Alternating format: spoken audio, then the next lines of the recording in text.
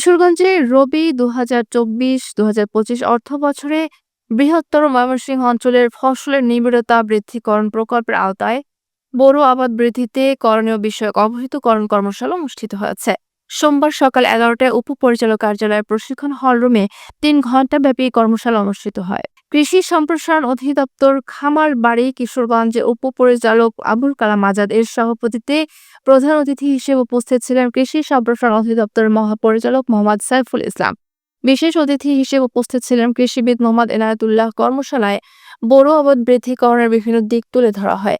এ সময় কৃষকদের বিভিন্ন সমস্যার কথা শুনে এবং সে বিষয়ে প্রতিকার দেওয়া হয়। কর্মশালায় কিশোরগঞ্জের বিভিন্ন উপজেলা থেকে আগত কৃষকগণ এবং ১৩ উপজেলার উপসহকারী কৃষি কর্মকর্তা, উপজেলা কৃষি অফিসার, কৃষি সম্প্রসারণ অফিসার, অতিরিক্ত কৃষি অফিসারগণ উপস্থিত ছিলেন।